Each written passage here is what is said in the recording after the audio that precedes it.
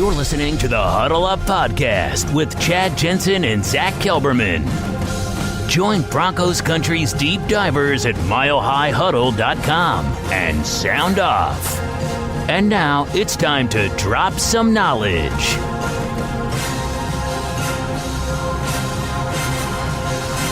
Welcome in, everybody, to the Huddle Up Podcast, presented, as always, by Mile High Huddle and 24/7 Sports. It is powered by Overtime Media.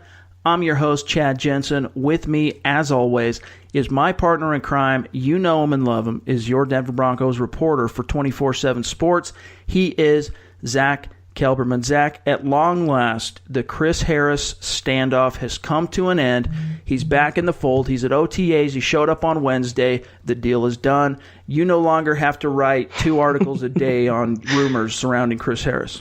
I am free, Chad. I feel free. No, I'm glad that it's over. I'm glad for the Broncos and their fans. And Chris Harris Jr., it was a win-win for all sides. As we talked about, we'll get into it at length, but I am glad that there's no more distraction for the team. There's no threat of him skipping mandatory minicamp or training camp. He can jump right in and learn this defense and be a major key cog for Vic Fangio. In that sense, and the article writing sense, I am glad it's over with. We also got the opportunity on Wednesday to hear from Vic Fangio. Harris himself spoke. So we have a few things we're going to dive into here on today's episode. But first, a quick reminder, you guys, make sure you are following the show on Twitter at HuddleUpPod. That's the best way to keep your finger on the pulse of what's happening with the Huddle Up Podcast in real time. And also, we got to give a little shout out to our YouTube listeners and subscribers. We have a phenomenal community there on YouTube that follow and subscribe wherever you're listening to the show. Some of you might be listening on Castbox or Megaphone, or you're listening on iTunes or whatever. We have a whole community that listens to the show pretty much solely on YouTube. And to that community of fans listening, we thank you guys. And we hear you. I know that you want us to answer your questions more often than we really get around to doing that, and we're going to get there. And today, in fact, we're going to answer one of our great listeners' questions from YouTube. But first, though, we got to talk about what's going on with Chris Harris. All right, Zach, so the deal is done. Essentially, I mean, we can get into the nuts and bolts. Long story short, the Broncos are giving him $12.05 million this year, and he's back. There's no additional years added. It's no extension like we had been hearing. The buzz, all the momentum appeared to be going that direction. That's how it indeed shook out. Chris Harris is back. He immediately, following the news that he had agreed to a deal with the Broncos, told Mike Kliss that, this is great. I'm paraphrasing him here. I'm back in the saddle. I get to join my teammates, and right now I'm the 4th highest paid corner in the NFL this year, but next year I'm going to be number 1. Let me ask you, what does that telegraph to you? I really did not like that message, Chad, and I've been kind of in Chris Harris Jr.'s corner through this whole thing a little bit. What's right is right, but he came out and pretty much made it all about the money and intimated that was his one goal, was to be the highest paid corner or whatever, and assuage his own ego. It did not send a message that he wants to stay in Denver beyond this season, that he cares about the team, that he cares about the culture, he cares about himself and his money, and that's his right, that's his prerogative, but I did not like the way he worded it and the way he went about it. Right after the news broke, I published a long-winded gut reaction article for our readers and subscribers at milehighhuddle.com. And basically, I laid it out in the same way that I've been talking about it here on the podcast, that I don't like it. I don't love it. I think that the Broncos are really tempting fate and rolling the dice in caving to this demand. Now, look, far be it from me to throw shade on a player that's getting their fair share of the booty. I mean, he deserves that money. There's no question, okay? That's not my issue. The issue is the Broncos had leverage. Here's if I really boil it down, Zach, this is what bothers me the most about this deal. I'm relieved to have it over and done, but what bothers me the most is that the Broncos have so many players hitting free agency next year, okay? And right now, while he was under contract, let's not forget, he was under contract for 2019. They had a semblance of leverage, and with that leverage, even though his demands seemed to be ridiculously high, at 30 years old, he was asking for $15 million a year. That's high, and I understand the Broncos didn't want to pay that, but it seems to me, from talking to people, from reading some of the articles of the most plugged-in insiders like Mike Kliss, the Broncos gave up pretty quickly on the idea of working out a multi-year extension because of the money Fred Lyles and Chris Harris were talking about. And I think that was a mistake. I think they should have continued to try and whittle down that money under a multi-year kind of platform, because next year, if they think it's going to get any cheaper, it's not. I mean, even if, here's how I laid it out. Even if this coming year he has an average Chris Harris type of season, which I think that's really setting the bar low, because he's going to be playing under Vic Fangio. He's going to look good. He's going to be in a contract year. Barring a catastrophic injury, which I don't foresee because Harris is not an injury-prone player, he's probably going to have a great year. So the price tag just in that sense is going to go up. Then you factor in the idea of, multiple bidders always are going to drive up a price. He hits the open waters of unrestricted free agency. Other teams are going to come knocking. That's going to drive the price tag up. To me, basically, Zach, what it really comes down to is this deal, even though it's great for the short term, we'll talk about what it means for 2019, it all but ensures, this is my opinion, that he's gone in 2020. But I think we knew that, or at least it was trending in that direction over the course of the offseason. When they pushed him aside and they went out and signed Jackson, they signed Callahan. My last response was to how he handled his comments to Kliss. As for the deal itself, I mean, Chad, you and I and most people were assuming that he would get in the $14, $15 million range for this 1 year loan. I think bumping him to 12, I was a little surprised it was that low. I didn't think he would settle for that, but he just wanted to be above Kareem Jackson. And that's where, my point was, it's one thing to want that, and for him to come out and pretty much admit that, I thought Kliss was hacked. I didn't think they were real comments.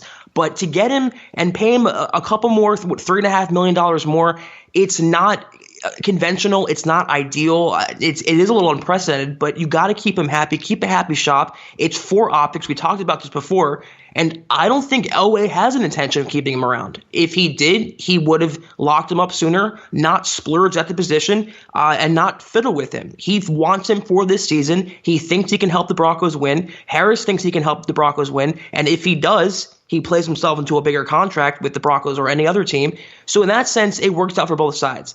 And look at it this way. What if his contract had expired this offseason and they franchise tagged him? I mean, you'd be paying $4 million more a year for 1 year than 12. So a 1 year, $12 million contract, and some Broncos fans want to tag him next offseason if they have that option. It would be more than that it is now.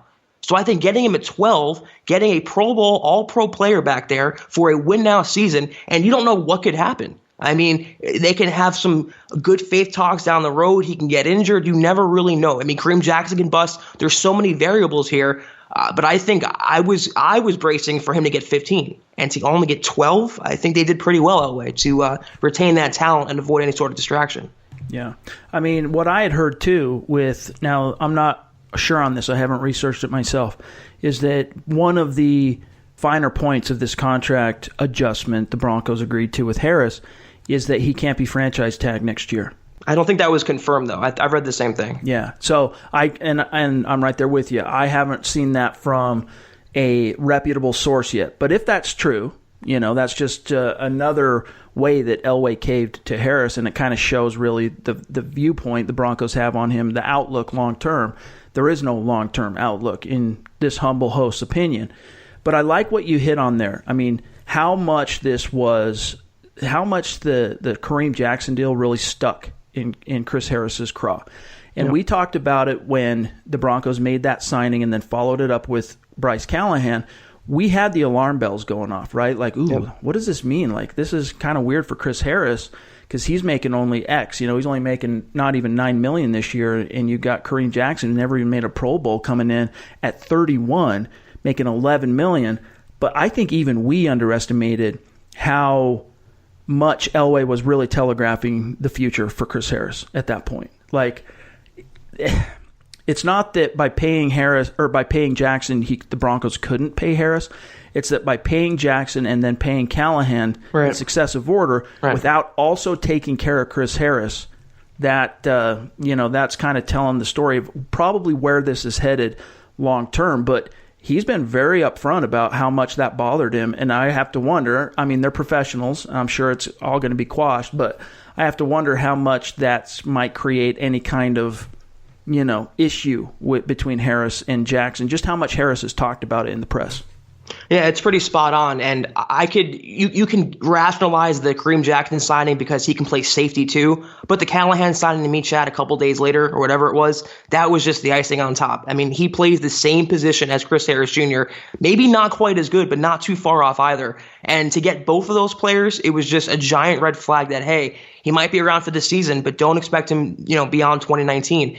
And to the notion that Elway got played, we don't know what the negotiations consisted of. Maybe he told Lyles, we don't want to franchise tag him. We don't want him back beyond this year. He's a hired gun for 2019. That is what he is. It's a sad way to end his legacy if it is ending, but it happened with Aqib Talib. It happened with C.J. Anderson. It happened with T.J. Ward. Happened with Demaryius Thomas. And what happens is after he's gone, when he's gone, it'll be sad for a little while, but eventually he'll be forgotten about. Who's still talking about Aqib Talib right now? Not many people. As sad as it is for Chris Harris Jr., A, we don't know anything, and B, if it is his final season, you got to enjoy this one. The NFL is a business. He's going to be 31 next offseason. He's given the Broncos a lot of good years, helped them win a title, and it's just what happens. So if you can get him back for 12 this year, which is still under what I think his value would be on the open market, and you have that talent on the defense, and you have a front office and a coaching staff that thinks you can win this year, you got to just roll with that in the short term. And as Elway's done, kick the can down the road and see where it lands. Our friend Eric Trickle talked about this on Wednesday on the milehighhuddle.com, the MHH Insiders VIP forum, that part of the motivation or the rationalization for John Elway getting this done is he's trying to change the perception not only around the league but in the Broncos locker room that he's cheap. That the team is cheap, that they don't take care of their own. How much do you think just sweetening a contract year deal by $3 million, whatever it was, is really going to go that far in terms of swaying people in the locker room who might have doubts that their hard work and efforts are going to lead to any kind of long-term stability in Denver? I don't think it was enough. Now, if he would have found a way to extend Chris Harris on a multi-year deal, I could see that making some... Right. Changing some minds and some hearts, so to speak, in the locker room. But I don't know, man. I don't see that, and I don't think Eric's wrong. I think that was part of the motivation for Elway in getting this done is the optics of it.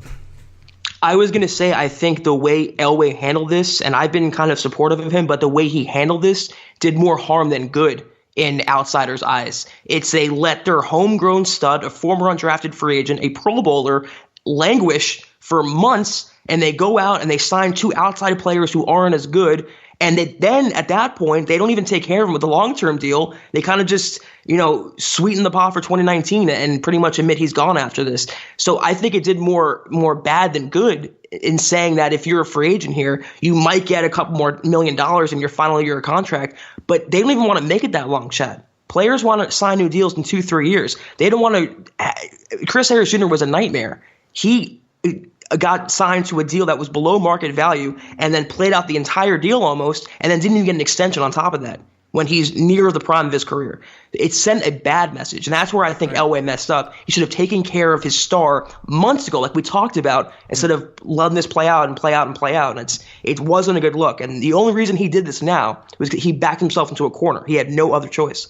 And this is another thing Trickle brought up today, too, that I agree with, is that this is a cautionary tale for players that, look, when your star's burning bright, do not agree to a team-friendly deal when you're under 30. If you're under 30 years old, it's going to be tempting because the money's there, and you're going from making, $500,000 a year to suddenly, if you sign on the line that is dotted, you jump all the way up to $6, $7, $8, $9 million, whatever it is for guys like Chris Harris or Derek Wolfe. But don't do it, because if you wait just 2 more months, you're going to make a lot more than that on the open market, or even from your team, because you're going to have other teams vying for your services. The team that drafted you or the team that you're with that's asking you to take that team-friendly deal, they're going to be willing to pony up a little bit more because that's the nature of demand. Supply and demand. If the demand is high, the price goes up. Even Harris said earlier, and I'm paraphrasing, he said he was acting a fool when he signed his first contract. So what that led me to believe was he was naive. He was under the impression that if he took less now, he'd be rewarded later. But what he learned, and what most people know about the NFL, there is no such thing as loyalty on either side. It's a business. It's a dog-eat-dog, bloodthirsty business. And Elway, literally at heart, is a businessman. So you're not going to really get much over on him. You're not going to really con him. He's going to con you. And Chris Harris Jr. learned that. Von Miller learned that. A lot of Broncos players are learning that. And that's where I think Elway's starting to step back and say to himself, I can't develop that reputation. I got to do what I can control now to kind of shed that, because that's based out of his own ego. So it's all kind of a dirty cycle here. I thought it was interesting, too, that on Wednesday, Vic Fangio takes the podium and he's asked about what he wants to see from Chris Harris in the next 2 weeks and how long he thinks it's going to take for Chris Harris to get caught up, right? Because he is behind the 8 ball in terms of learning and installing Fangio's new scheme. Fangio said, quote, I don't know yet. I don't know him well enough to see. He told me he'll learn fast, but I have to see it, not hear it, close quote, which I love that kind of verbiage, man. He's the kind of guy that there's no fluff. And not only that in the media, right? We've talked about that a lot, that he just tells it like it is. But he is very blunt and direct to the point with his players. And I think that's one of the reasons it brings out the best in them, because if that was Vance Joseph getting asked that question, as a rookie head coach, you'd hear about how great of a player Harris is. He's a Pro Bowler. I have no doubt he's going to be able to pick up the system. Fangio's like, I don't know. I don't know well enough to see. He told me he's going to learn fast, but prove it, I love that. I do too, and he only had a couple reps, Harrison, with the first string, and then he was taken out. And Vic Fangio is someone who literally criticized Von Miller, a future Hall of Famer. So I'm not surprised he's making, Chris Harris work for his spot. Ultimately, he'll be a starter, but I agree with you, Chad. We've been saying it for a while now. I love the culture that Fangio is instilling for each and every player in the organization. We'll get to a couple other things Fangio had to say on Wednesday, but one last thing on the Harris topic that I want to bring up. Let's just put the contract aspect and whether or not it was a mistake and all this stuff. Let's just put that to bed. I want to talk about 2019, because that's really what this is telegraphing, especially for Elway, is look, I brought in the right coaches. I upgraded the quarterback room. I upgraded the defense, and now I've got Chris Harris back. We're all in for 2019. And that's one of the biggest takeaways for me from all of this. I mean, this was the punctuation of Elway saying throughout this whole entire offseason, it's 2019 or bust, and that's why we're not going to see Drew Lock anytime soon, unless there's an injury, of course, to Joe Flacco. But as it relates to Chris Harris's prospects in Vic Fangio's scheme, I'm extremely, extremely optimistic, as I had mentioned earlier, that he's going to have a really good year. And he talked about, now, for those of you who've been listening to the show for a long time, you're going to remember this, but when the depredations were being suffered under Joe Woods and Vance Joseph, Chris Harris, Zach, he was quite vocal about, look, we're not changing things up. Like, we're just lining up across from our guy. We're spelling it out pre-snap that we're in man, and I'm just running with guys down the field. We need to change it up. We're not doing that. And even Aqib Talib echoed that, if you remember. Yeah. But here's what he said, Chris Harris, with regard to working with Vic Fangio. And again, this is day one for him with Fangio. Here's what he said about playing in his system. Oh, yeah, I mean, of course. But the way defense is set up, man, it's going to be a lot. It's going to be confusing. We're going to be able to disguise, be able to make quarterbacks think instead of just coming out there and like, okay, y'all know we're in man, you know what I mean? And now I don't have to play a guy man-to-man and cover him all over the field like I've had in the past. And now I can read and be able to – I think my picks will go way up now because I'm going to have a chance to read the quarterback more. I get to show y'all a different skill set that I got. All right, Zach, so he's talking about disguising it. He's talking about, and it kind of hints at some of the things the other players have said about it being a multiple type of scheme. There's going to be a lot more zone. Communication is going to be crucial in terms of guys trusting each other and being on the same page, and that's really what zone comes down to. But what I really like there is how he talked about he's going to be able to utilize his instincts more and how he thinks it's going to lead to a lot more interceptions for him in a contract year. Yeah, I tend to agree with that. I think the Broncos defense as a whole is going to force more turnovers because of better coaching and scheme. And with the secondary, with all the disguise coverages, Chad, and all the different types of coverages they will run, and using Harris inside and outside, it should lead to more picks if he stays healthy. And what I like, though, one underrated aspect is what Fangio showed in Chicago. He loves blitzing slot corners off the edge. And from what we've seen of Chris Harris Jr. when he was allowed to do that, he was really, really good in that role.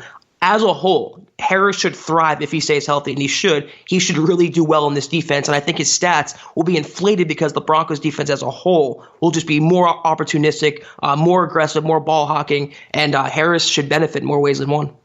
Last thing before we turn the page and move on to the next topic of today's show, I want to play this clip of Chris Harris talking about what it's like to play with Kareem Jackson and Bryce Callahan, which, again, this is his first day, but take it for what it's worth. Here's what he said. Oh, it's going good so far. Just like I said, we got 3 guys that can play multiple positions. I don't know where everybody was set at. I mean, pretty much I'm set at left corner right now, but I'm learning the nickel. I'm learning just all the spots that I can. And Kareem, Dave, he's pretty much already learned the nickel and safety. So right now my job really in this defense a lot is just to make plays and just do whatever I can, take the pressure off those guys. All right, Zach, so, what else is he going to say on day one of finally hitting the field with Kareem Jackson and Bryce Callahan? But to me, though, it's really exciting all the different ways that Vic Fangio is going to be able to utilize these 3 corners because they are so versatile, and both Jackson and Harris actually can play safety, even though I don't think Fangio has any designs on Harris playing safety this year, but I thought that was interesting. And then you have Bryce Callahan, who can play inside and outside. And then you have Justin Simmons, who played some cornerback last year when they were injured in the secondary. This, as a whole, that back end is so versatile. Then you throw in players like Sua Cravens, DeMonte Thomas, Jamal Carter. I mean, it really is an embarrassment of riches back there right now. So if there's one aspect of the Broncos I'm excited to see this year, it's by far the secondary. All right, we're still going to tackle a couple more things Vic Fangio had to say on Wednesday. We're going to answer one question from one of our great YouTube listeners. But first, we're going to take a quick break, you guys. We'll be right back. Huddle Up Podcast listeners, check this out. If you've been thinking about becoming a Mile High Huddle VIP subscriber, now's the time to do it. We have a phenomenal offer to get your foot in the door as a new VIP. Right now, you can get your first month of VIP for $1. That's insane value, and it immediately gives you access to all of the premium content we produce. If you want to subscribe for the year, new annual subscribers will get 30% off the cost of a membership. Never before have we been able to offer new subscribers this kind of introductory incentive to pull the trigger. This is how you get access to our VIP mailbags every Friday. Zach and I answer each and every question from our VIPs, even if it means an episode goes a little bit long. Jumping on this offer also gives you 100% access to every piece of content we produce on the front page, including our Broncos film room breakdowns and every other form of deep dive Broncos content our site is known for. VIPs also get entry into our members-only MHH Insiders Forum, where you hear the insider buzz first from our talented and plugged-in staff, and you get to engage with other passionate and knowledgeable fans just like you. Becoming a VIP subscriber, you guys, it's the best way to support the work and the time Zach and I put into producing a daily podcast for your listening pleasure and edification. So go to milehighhuddle.com, click on the green banner, choose monthly or annual, and you are locked in. The regular season will be here before you know it, so jump on one of these offers, Broncos country. This is the Overtime Podcast Network. All right, Zach, let's talk about a couple of the things Fangio had to say. One of them, of course, surrounds Mr. Sua Cravens, how he fits the team, what his prospects are. And Vic Fangio said, quote, he's got to be a safety first and foremost. Anything besides safety is just a couple crumbs here and there. He's got to win a job on this team as a safety, close quote. And what the implication was there is, do you project him as being a nickelbacker, dimebacker, etc., playing more linebacker? Because he's up to like 235 right now, Sua Cravens. To me, that's Cravens saying, look, hey, coaches, hey, I might not be able to cut it as a safety, but, try me at linebacker. Let me try and increase my value and odds at making this team. But here's Fangio saying, get that out of your head. You need to prove yourself first as a safety, and then we'll talk. Yeah, to me, it was Fangio saying, eat what's on your plate right now before you ask for seconds. And it doesn't really bode well for Cravens if he's strictly a safety, considering the bodies in front of him. I think his best role was to be that Will Parks dimebacker, but if Fangio doesn't believe, and I think that's what I'm reading between the lines, he doesn't believe he can do both those positions. And based on what we heard this offseason at the Combine and stuff, Cravens actually has an uphill battle. I mean, yep. I don't think any Broncos fan should be surprised when or if he's cut this summer. Yep. Agree 100%. Another interesting thing Fangio had to say was regarding Mr. Nine Fingers himself, Troy Fumagalli, who had to redshirt, of course, his entire rookie year due to that sports hernia surgery.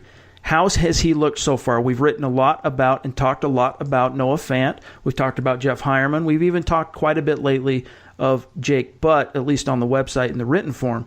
What about Fumagalli? He's still so much an unknown quantity in our estimation because we just don't have anything as a pro with which to analyze him. Here's what Fangio said, though, specifically about how Fumagalli is looking in practice. He said, quote, "Good. I think all the tight ends have done well, and I think Troy has surpassed some of our expectations already. That's without pads on. We'll see when the pads come on, but I think he's doing well overall." Closed quote. Again, the caveat is everyone looks good, or better anyway, without pads. Once the pads go on, we'll see if Fumagalli can, continue that momentum, but it's at least good to hear that he's not only impressing the coaches, but he's surpassing their expectations. Yeah, I know. Personally, I'm guilty because I've kind of not written off Fumagalli, but I focused more on the other tight ends in front of him, especially Fant and Jake Butt. But he's the wild card here. He's, I think, healthier than the other three, and not except for Noah Fant, obviously, but he has that pass-catching experience. They liked him last year. He was ready to be a contributor. They just wanted him to get healthy first. But just as a weapon for Joe Flacco, another weapon, an added weapon, it can't hurt. Anything he contributes this year, he's not going to be a starter, but anything he contributes should be just, as Fangio put it, the crumbs on top. I'm excited for one to see his progression because I liked him in college. He has a tough battle in front of him because he's so new to the system and the team, but I'm intrigued. He's the written off guy, and it's always that dark horse in the summer who kind of shines through. Yeah. I'm just really excited to see some film of Fumagalli in a Broncos uniform. I'm looking forward to the preseason for that.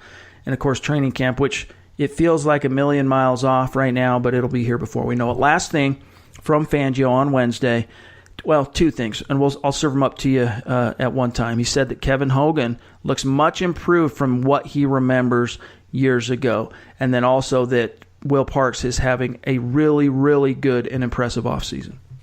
I mean, what does that first comment even mean, though? Hogan's made one start in his career. I mean, yeah. how much better could he be? That's another comment that you make on May 29th, and I think in a couple months from now, you won't be hearing the same thing from Fangio. Yeah, and that's the thing, like our colleague with the Denver Post, Ryan O'Halloran, who we got a chance to chat with a little bit at the Combine, he wrote, I think this was sent to me, in fact, on Wednesday. Someone messaged me this, DM'd me this.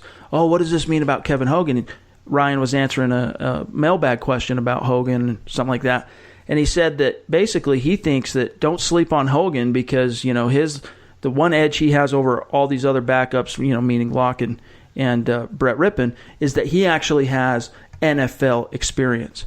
My dog, it's one game. And it was in Cleveland. And he's bounced around the league. I mean, he should look better in terms of command right now than Locke and Rippon. But trust me when I say, you guys, once they get out into a competitive environment where they're going against outside competition, I'm talking preseason games, training camp, the tempo, the pace, the intensity goes up a few notches, you're going to see Kevin Hogan get left in the dust. Yeah, I was going to say, as soon as Drew Lock's brain catches up to his physical talent, Hogan will be cut. And Fangio, this comment will be silly. 3 months from now is my guess. By late August, he won't be on the team, and all this will be for naught. I mean, he might have experience. He should be light years ahead right now, just by virtue of being in the NFL. Compared to two raw rookie quarterbacks, he should be ahead. Will he stay ahead, though? I seriously doubt that. And I do love hearing, though, that Will Parks is earning some. I mean, he impressed the heck out of the last coaching staff. We know how much he and Vance Joseph had that connection. Yep. I like to hear that he's following suit with Vic Fangio and Ed Donatel because, if you're the coach that can somehow get Will Parks to fire on all cylinders in a contract year, we've seen him flash insane ability at times. I mean, that play he made last year against Pittsburgh, that effort play, that motor play, that intensity where he crossed the entire field to knock that tight end at the goal line, ball loose, touchback, saves a touchdown, knocks the dude out almost. I mean, that's the type of spark a guy like Will Parks can bring to the table. The problem is, Zach, he's just never been able to consistently produce, and nobody produces those type of plays consistently, right? There's not like 30 or 40 of those type of plays to be made in a single game. But from a consistency perspective, that's been the biggest thing from Will Parks is he'll go make a big flash play, and then you'll see him get burned 2 or 3 times in a row in coverage, or he'll miss a tackle, or he'll go for the big hit and look a fool or whatever. If this coaching staff can find a way to reach him, and it's a contract year, he's entering year 4, this is when you really start seeing these type of players kind of hit their stride. I'm excited to see that version of Will Parks if Fangio and Donatell can suss it out of him. Yeah, another thing I like about Parks is on social media, he's always around Von Miller. He shared a video last night of him working out with Chris Harris Jr. He's such a great teammate. He's so Broncos first, and he's just a good player to have in the locker room.